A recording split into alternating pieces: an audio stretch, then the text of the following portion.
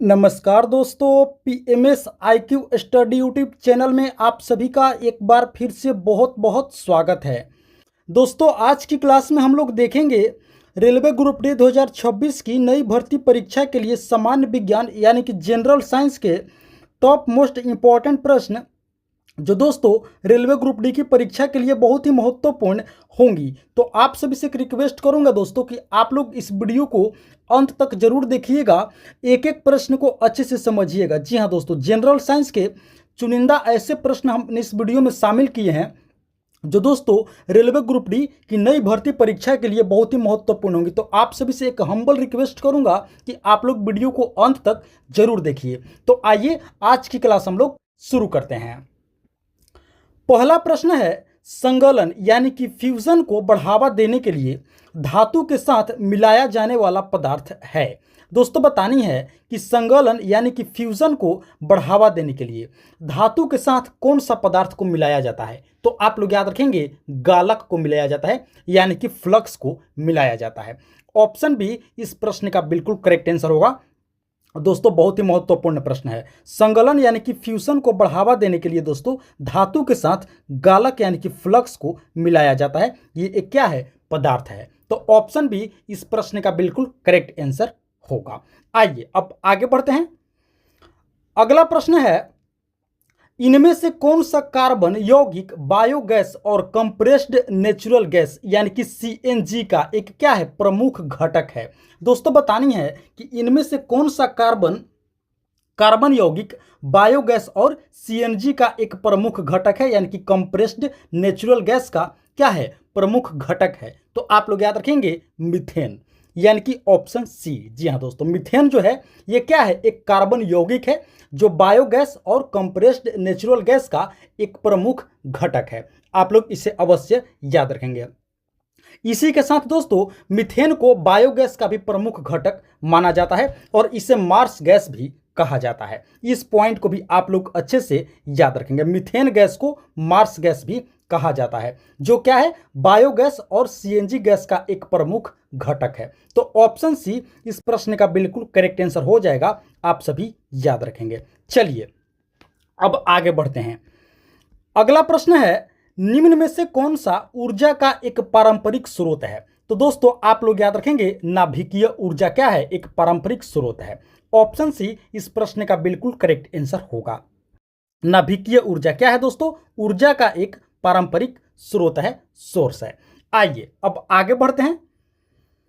अगला प्रश्न है, निम्नलिखित में से कौन सा पदार्थ भारी मशीनों में स्नेहक के रूप में प्रयुक्त किया जाता है। दोस्तों बतानी है कि इनमें से किस पदार्थ को भारी मशीन में यानी कि हेवी मशीनों में स्नेहक के रूप में प्रयुक्त होता है, प्रयोग किया जाता है। तो आप लोग याद रखेंगे ग्रेफाइट यानी कि ऑप्शन ए। जी हाँ दोस्तों, ग्रेफाइट का प्रयोग होता है कहां पर, भारी मशीनों में स्नेहक के रूप में, यानी कि ऑप्शन ए इस प्रश्न का बिल्कुल करेक्ट आंसर होगा।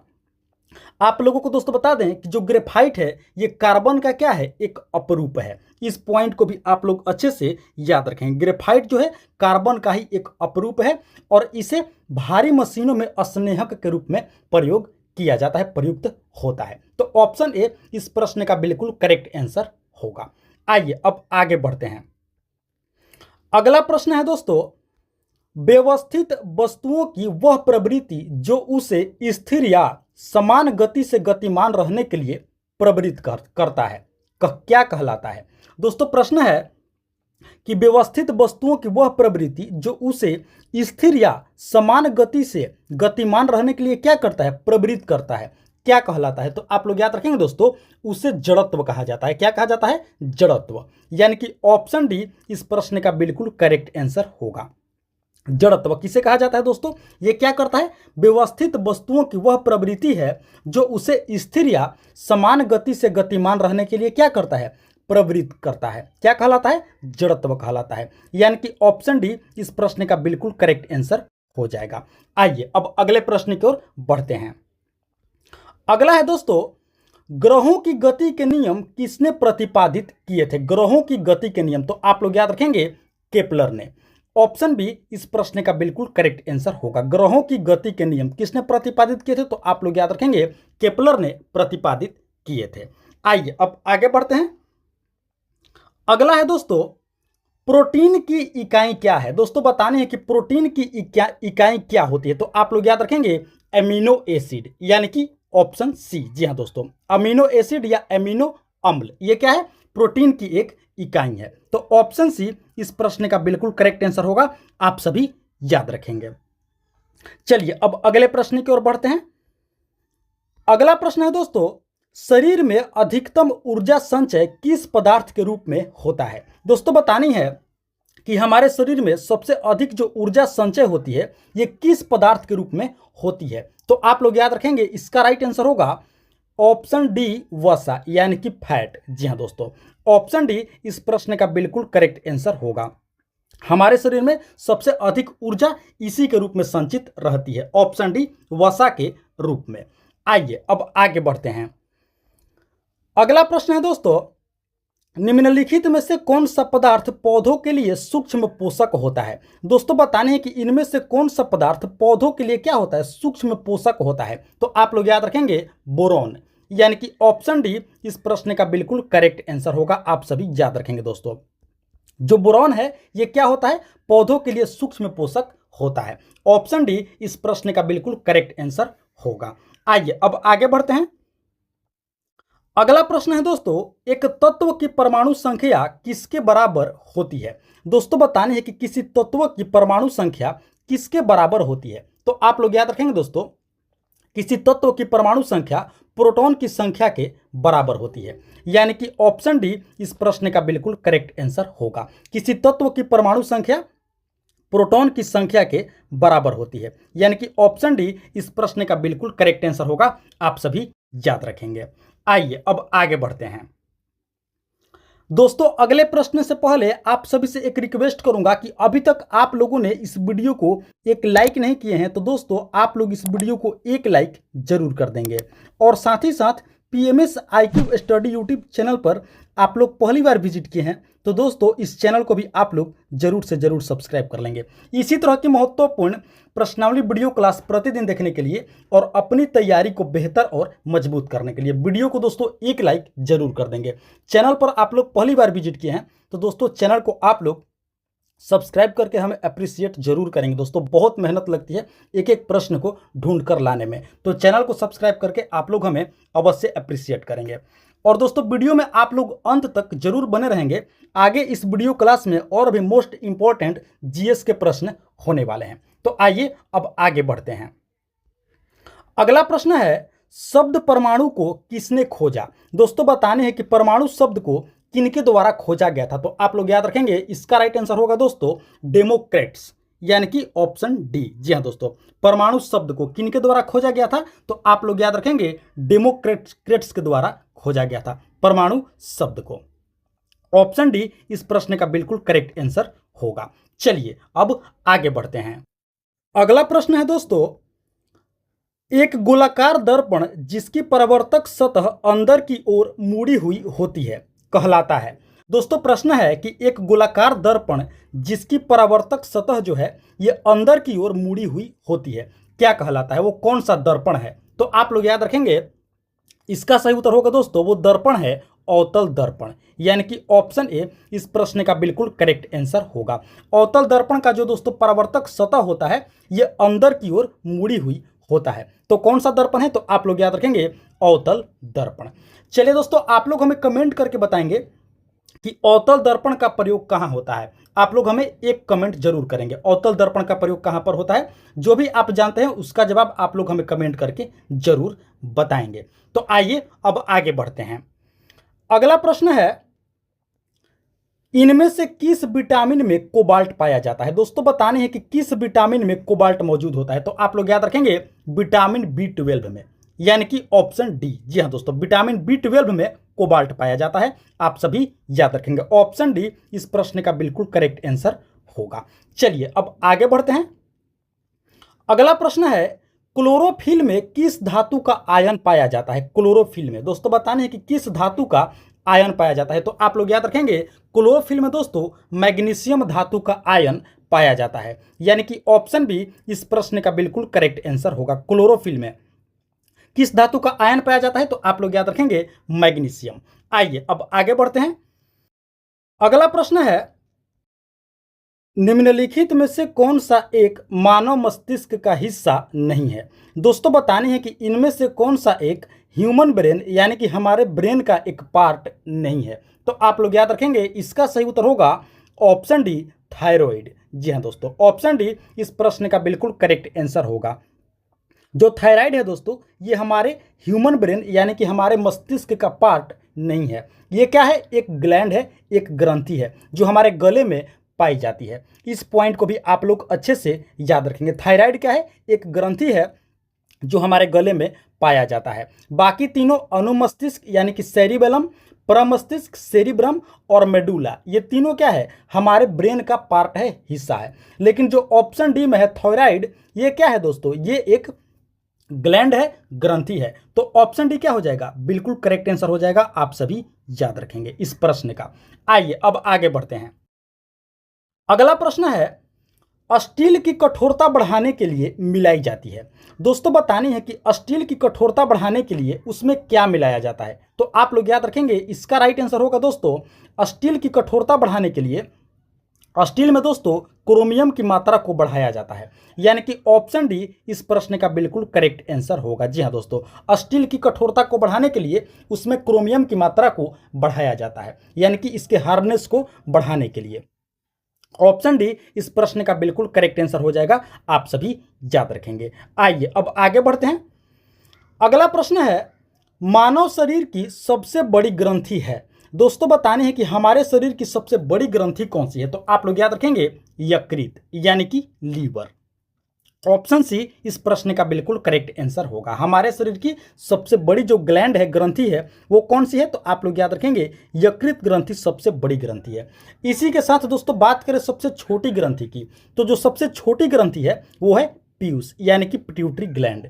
इस पॉइंट को भी आप लोग अच्छे से याद रखेंगे। मानव शरीर की सबसे बड़ी ग्रंथि कौन सी? यकृत। और सबसे छोटी ग्रंथि पीयूष ग्रंथि। दोनों को आप लोग अच्छे से याद रखेंगे। आइए अब आगे बढ़ते हैं। अगला प्रश्न है, किसी निश्चित क्षेत्र जैसे तालाब आदि में पौधों व जंतुओं के बीच पारस्परिक संबंध को क्या कहा जाता है? दोस्तों बतानी है कि किसी निश्चित क्षेत्र जैसे कि तालाब, जैसे तालाब हो गया, इसमें पौधों व जंतुओं के बीच जो पारस्परिक संबंध होता है इसे क्या कहा जाता है? तो दोस्तों इसे ही पारिस्थितिक तंत्र कहा जाता है, यानी कि इकोसिस्टम इसे ही कहा जाता है। ऑप्शन सी इस प्रश्न का बिल्कुल करेक्ट आंसर होगा। आप सभी याद रखेंगे। दोस्तों पौधों व जंतुओं के बीच के पारस्परिक संबंध को ही इकोसिस्टम अर्थात पारिस्थितिक तंत्र कहा जाता है। ऑप्शन सी इस प्रश्न का क्या हो जाएगा? बिल्कुल करेक्ट आंसर होगा। चलिए अब आगे बढ़ते हैं। दोस्तों अगला प्रश्न है, खाद्य कड़ी यानी कि फूड चेन में शाकाहारी होते हैं। दोस्तों बतानी है कि खाद्य कड़ी यानी कि फूड चेन में जो शाकाहारी होते हैं ये क्या होते हैं? तो दोस्तों ये प्राथमिक उपभोक्ता होते हैं, यानी कि ऑप्शन सी इस प्रश्न का बिल्कुल करेक्ट आंसर होगा। फूड चेन में जो वेजिटेरियन होते हैं दोस्तों ये क्या होते हैं? प्राथमिक उपभोक्ता, यानी कि ये दोस्तों फूड चेन में प्राथमिक उपभोक्ता होते हैं। आप सभी याद रखेंगे। चलिए अब आगे बढ़ते हैं।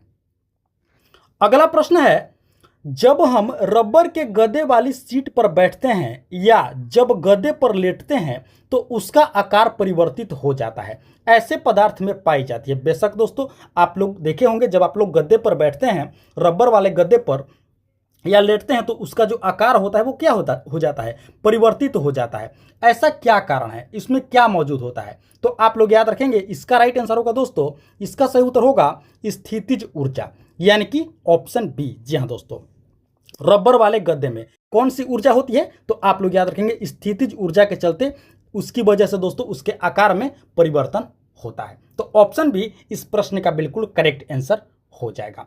आइए अब आगे बढ़ते हैं। अगला प्रश्न है, वायुमंडल के ऊपरी भाग में मौजूद ओजोन परत हमारी रक्षा किससे करती है? जी हाँ दोस्तों, आप सभी को पता होगा कि वायुमंडल के सबसे ऊपरी भाग में ओजोन लेयर है, ओजोन परत है। तो बतानी है कि ये जो परत है, ये आवरण है, ये हमारी किससे रक्षा करती है? तो दोस्तों ये पराबैंगनी विकिरण से रक्षा करती है, यानी कि सूर्य से आने वाली अल्ट्रावायलेट किरणों से हमें रक्षा करती है। कौन? तो दोस्तों ओजोन परत, यानी कि ऑप्शन सी इस प्रश्न का बिल्कुल करेक्ट आंसर होगा। आप सभी याद रखेंगे। आइए अब आगे बढ़ते हैं। अगला प्रश्न है, निम्न में से किस यौगिक का उपयोग श्वेत श्याम यानी कि ब्लैक एंड व्हाइट फोटोग्राफी में किया जाता है? दोस्तों बतानी है कि इनमें से किस यौगिक का प्रयोग ब्लैक एंड व्हाइट यानी कि श्वेत श्याम फोटोग्राफी में किया जाता है। तो आप लोग याद रखेंगे दोस्तों, सिल्वर ऑक्साइड और सिल्वर ब्रोमाइड। जी हाँ दोस्तों, ये दोनों का प्रयोग होता है। कहां पर? ब्लैक एंड व्हाइट फोटोग्राफी में ये दोनों यौगिक का प्रयोग किया जाता है, यानी कि ऑप्शन डी हमारा बिल्कुल करेक्ट आंसर हो जाएगा, ए तथा बी दोनों। जी हाँ दोस्तों, यानी कि सिल्वर ऑक्साइड और सिल्वर ब्रोमाइड ये दोनों का प्रयोग होता है। कहां पर? ब्लैक एंड व्हाइट फोटोग्राफी में। यानी कि पहले जो दोस्तों सादा आता था, यानी कि ब्लैक एंड व्हाइट जो फोटोग्राफी होती थी, फोटो होता था, उसमें इसी का प्रयोग होता था, इसी यौगिक का प्रयोग किया जाता था, सिल्वर ऑक्साइड का और सिल्वर ब्रोमाइड का। तो ऑप्शन डी इस प्रश्न का बिल्कुल करेक्ट आंसर हो जाएगा। आप सभी याद रखेंगे। चलिए अब आगे बढ़ते हैं। अगला प्रश्न है, निम्नलिखित में से कौन सा जीव समूह पर्यावरण को स्वच्छ रखने में सहायक होता है? दोस्तों बतानी है कि इनमें से कौन सा जीव का समूह है जो पर्यावरण को स्वच्छ रखने में क्या करते हैं? मदद करते हैं, सहायता करते हैं। तो दोस्तों वो हैं जीवाणु और कवक, यानी कि ऑप्शन डी बैक्टीरिया और फंगस। ये दोनों क्या करते हैं? पर्यावरण को स्वच्छ रखने में बहुत ही मदद करते हैं, कारगर साबित करते हैं, सहायक होते हैं, कारगर होते हैं। तो ऑप्शन डी इस प्रश्न का बिल्कुल करेक्ट आंसर हो जाएगा। आप सभी याद रखेंगे। आइए अब आगे बढ़ते हैं। अगला प्रश्न है दोस्तों, एक धुएं से भरे कमरे में प्रवेश करने पर प्रकाश की एक बारीक किरण इनमें से किसके कारण दिखाई देती है? जी हाँ दोस्तों, आप सभी ने इसका प्रैक्टिकल किया होगा कि जब हम धुएं से भरे कमरे में प्रवेश करते हैं तो प्रकाश की एक बारीक किरण हमें दिखाई देती है। ये क्या कारण है, किसके कारण दोस्तों दिखाई देती है? तो आप लोग याद रखेंगे दोस्तों, इसका सही उत्तर होगा प्रकाश का प्रकीर्णन, यानी कि ऑप्शन ए। जी हाँ दोस्तों, जब हम धुएं से भरे कमरे में प्रवेश करते हैं तो दोस्तों प्रकाश की एक बारीक किरण दिखाई देती है। यह प्रकाश के प्रकीर्णन के कारण दिखाई देती है, यानी कि ऑप्शन ए इस प्रश्न का बिल्कुल करेक्ट आंसर हो जाएगा। आप सभी याद रखेंगे। चलिए अब आगे बढ़ते हैं। अगला प्रश्न है, वह प्रक्रिया जिसके द्वारा जल रिसकर भूमि में प्रवेश करता है कहलाती है? दोस्तों बतानी है कि उस प्रक्रिया को क्या कहा जाता है जिसके द्वारा जल जो है वो रीस करके भूमि में प्रवेश करता है? तो दोस्तों उसे अंतःस्यंदन कहा जाता है, यानी कि ऑप्शन बी इस प्रश्न का बिल्कुल करेक्ट आंसर होगा। अंतःस्यंदन प्रक्रिया के द्वारा जो दोस्तों जल है वो क्या होता है? रीस करके भूमि में प्रवेश करता है। ऑप्शन बी इस प्रश्न का बिल्कुल करेक्ट आंसर होगा। आप सभी याद रखेंगे। चलिए अब आगे बढ़ते हैं। अगला प्रश्न है, नींबू तथा संतरे में पाया जाने वाला अम्ल कौन सा होता है? दोस्तों बतानी है कि नींबू तथा संतरे में कौन सा अम्ल पाया जाता है? तो आप लोग याद रखेंगे सिट्रिक अम्ल पाया जाता है, यानी कि सिट्रिक एसिड पाया जाता है नींबू तथा संतरे में। ऑप्शन सी इस प्रश्न का बिल्कुल करेक्ट आंसर होगा। आप सभी याद रखेंगे।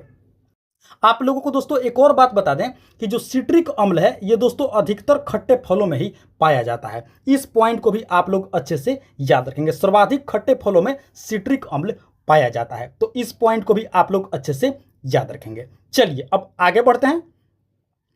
अगला प्रश्न है, किस गैस से सड़े अंडे की तरह दुर्गंध आती है? दोस्तों बहुत ही महत्वपूर्ण प्रश्न है। बतानी है कि किस गैस से सड़े अंडे की तरह दुर्गंध आती है? तो आप लोग याद रखेंगे हाइड्रोजन सल्फाइड, यानी कि ऑप्शन ए H2S। जी हाँ दोस्तों, इसका करेक्ट आंसर हो जाएगा ऑप्शन ए H2S, यानी कि हाइड्रोजन सल्फाइड से किस तरह की दुर्गंध आती है? सड़े हुए अंडे की तरह। तो ऑप्शन ए इस प्रश्न का बिल्कुल करेक्ट आंसर होगा।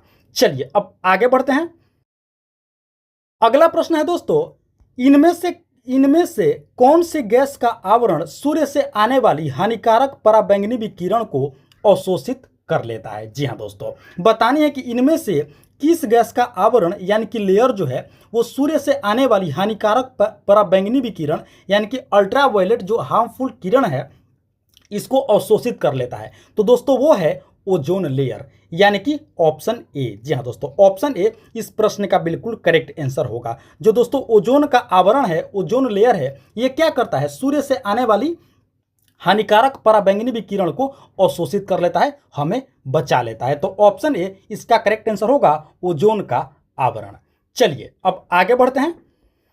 अगला प्रश्न है दोस्तों, खाद्य तेलों को वनस्पति घी में किस प्रक्रम द्वारा बदला जाता है। दोस्तों बतानी है कि खाद्य तेलों को वनस्पति घी में यानी कि डालडा बनाने के लिए किस प्रक्रिया के द्वारा उसे डालडा बनाया जाता है। तो आप लोग याद रखेंगे हाइड्रोजनीकरण, यानी कि ऑप्शन सी इस प्रश्न का बिल्कुल करेक्ट आंसर हो जाएगा। आप सभी याद रखेंगे खाद्य तेलों को वनस्पति घी में किस प्रक्रम द्वारा बदला जाता है। तो आप लोग याद रखेंगे हाइड्रोजनीकरण के द्वारा उसे वनस्पति घी में बदला जाता है, खाद्य तेलों को वनस्पति घी में यानी कि डालडा में।